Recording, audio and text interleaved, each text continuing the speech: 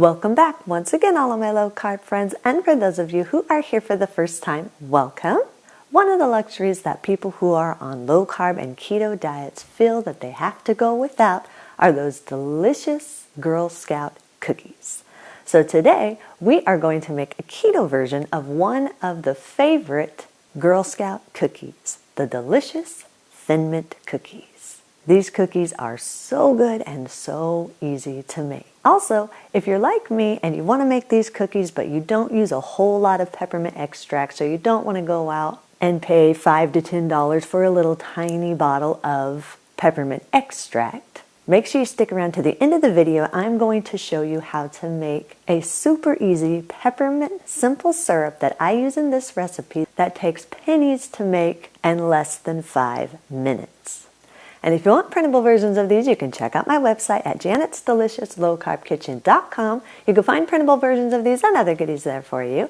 And if you're new to the channel and you want to see lots of easy, delicious, low-carb keto recipes, make sure you click that subscribe button and click the notification bell that's right next to the subscribe button. That way you can be notified every time I put out a new video. And if you'd like to help support the channel, make sure you scroll down in the description of the video. You'll see some Amazon affiliate links. Anytime you purchase anything using those Amazon affiliate links, a small portion of whatever you purchase will go to me and will help to support the channel. So anytime you want to shop on Amazon, make sure you remember me, use my affiliate link, and a small portion of whatever you purchase will help to support the channel. And while you do all that, let's get cooking.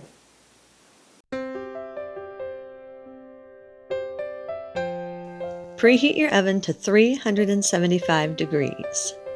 Line 2 large baking sheets with parchment paper. In a large mixing bowl, combine a half cup of coconut flour, a 1/4 cup of cocoa powder, 1 cup of granulated monfruit sweetener or granulated sweetener of your choice, 2 teaspoons of baking powder, and a half teaspoon of salt. Sift or whisk these all together until they're fully combined and there are no lumps in the dry ingredients. Add 2 large room temperature eggs. Make sure they are room temperature so they mix in more smoothly.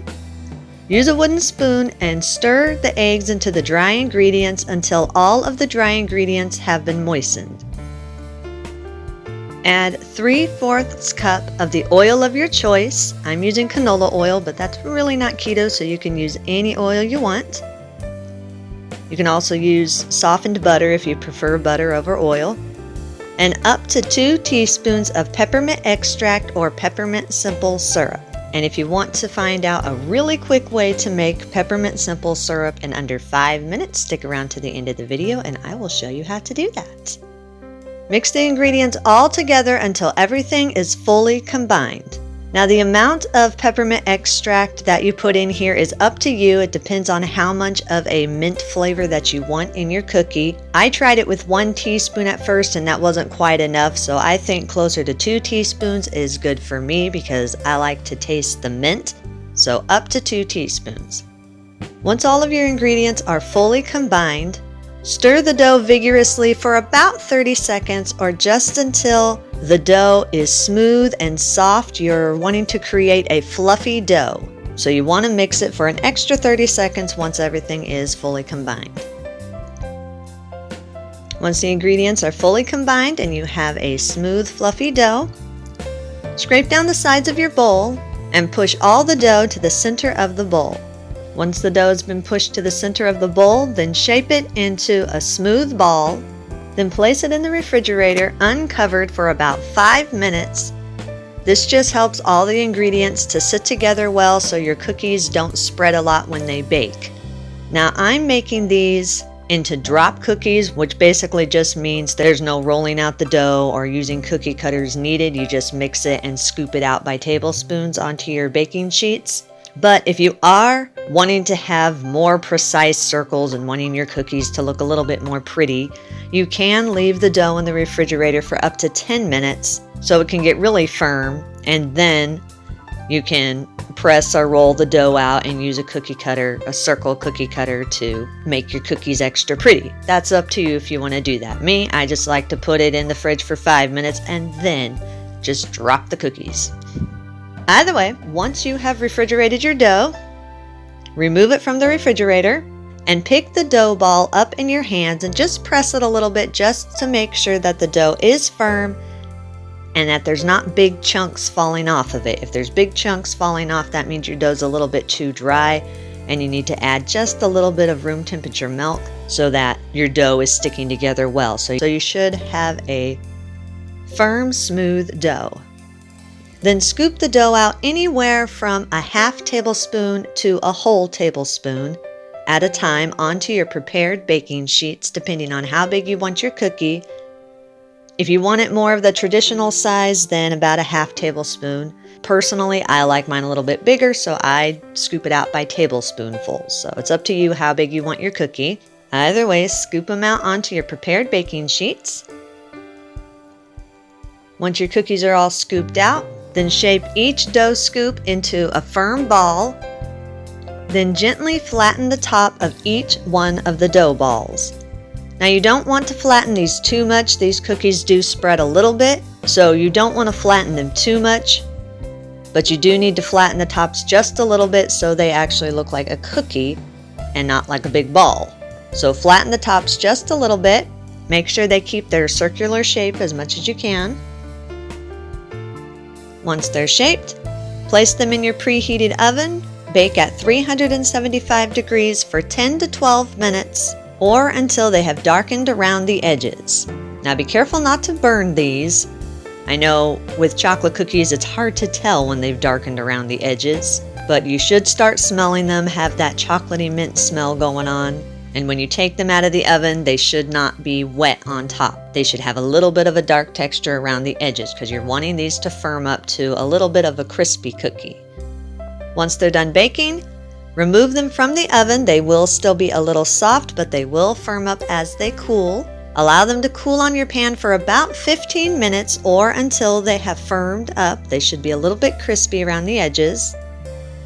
Once they've cooled, transfer them to a wire rack and allow them to cool completely before dipping them in the chocolate. For the chocolate covering, in a shallow microwave-safe bowl, pour a 9-ounce package of Lily's chocolate chips or any keto chocolate chip that you're wanting. Then add about 3 tablespoons of coconut oil. Microwave this on high for about 30 seconds or just until the chocolate chips are starting to melt. Remove it from the microwave. Use a fork and stir it together. Your chocolate chips should be starting to melt. They most likely will not be melted all the way yet, but they should be mostly melting by now. Once you've stirred it to combine the coconut oil, if needed, pop it back in the microwave for about another 20 seconds or until the chocolate chips are melted completely. Again, remove it from the microwave and use your fork to stir the chocolate and the coconut oil all together. You should have a smooth, drippy chocolate by the time it's all done being melted and stirred. If your chocolate chips are still not melted all the way or the mixture seems thick, then pop it back in the microwave for another 15-20 seconds. If the mixture still seems thick and not dippable, then you need to add just a little bit more coconut oil so that you're able to dip your cookies in the chocolate. If you want to, you can add in up to 2 teaspoons more of the peppermint extract or peppermint simple syrup. I usually put about 1 teaspoon into the chocolate mixture to give it a little bit more of a minty flavor. Then place your cookies one at a time into the melted chocolate. Use 2 forks to turn the cookies several times in the chocolate until the cookies are fully coated with the chocolate. Make sure that your cookies are completely 100% coated with the chocolate. Now, if your chocolate seems like it's too thin and it's not sticking to your cookies, it's just dripping off, that means you put too much coconut oil and you need to add a little bit more chocolate chips. If it's too thick and you can't dip your cookie, then that means you added too much chocolate and need to add just a tiny bit more coconut oil. So you don't want to go crazy with the coconut oil, because if you go crazy with it, the chocolate will just drip off your cookie instead of sticking to it. So you need that happy middle there.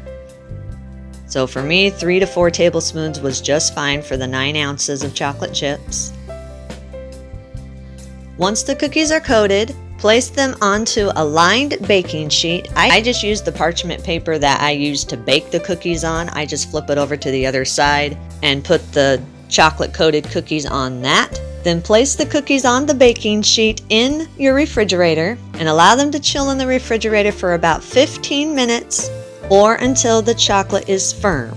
Now, depending on your coconut to chocolate ratio, how thick or thin your chocolate is, how many times you coated it in the chocolate, that can all play a part in how long it takes for your cookies to firm up in the refrigerator. So anywhere from 15 to 30 minutes. Mine took a couple minutes more than, I think mine took like 17 minutes, something like that.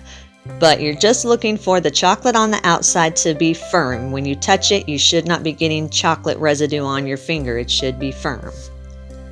Once the chocolate's firm, put your desired amount on a serving platter. If you do have any leftovers, store them in an airtight container in your refrigerator for up to 1 week. You do want to keep them in the refrigerator, that way the coating on the cookie stays nice and firm.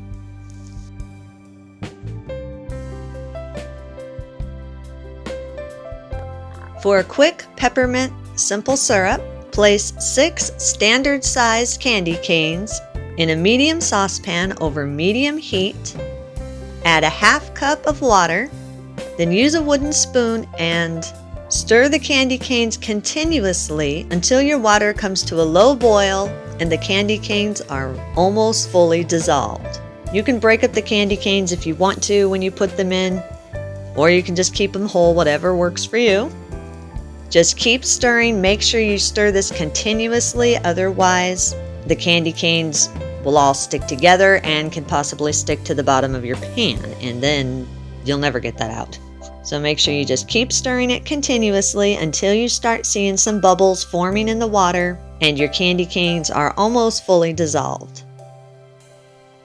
Once your water has come to a boil, remove it from the heat and stir continuously until your candy canes have completely dissolved. Make sure they are 100% dissolved. What you'll be left with looks like red water.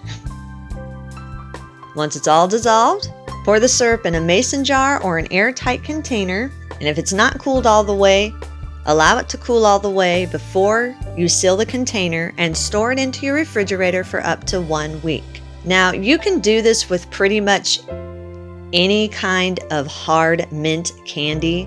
As you can see, if you do it with candy canes, you're going to end up with a red syrup, which is fine if you're making a dark baked good. But if you're making a light baked good, like if you're wanting a white cake to have a mint taste or a white frosting to have a mint taste to it, you wouldn't be able to use the one made with candy canes because it would give a red tint to your baked good. So you can do this with any hard mint candy, like say Lifesavers or something like that. If you want a neutral colored simple syrup, you don't have to necessarily just use candy canes. It's just the easiest way to do it. And I had leftover candy canes, so it worked. So you can use this in any recipe that calls for a simple syrup or a peppermint extract. You can also use it in your coffees or hot chocolate to give a mint flavor to your coffees or hot chocolate, however you want to use it. And that's our recipe of the day. I hope you enjoyed it. If you did and you want to see more videos like this, make sure you click that thumbs up like button, click that subscribe button, leave me a comment if you want to. Let me know if there's any recipes that you'd like to learn how to make, and I'll do what I can to get those out there for you. And as always, keep cooking.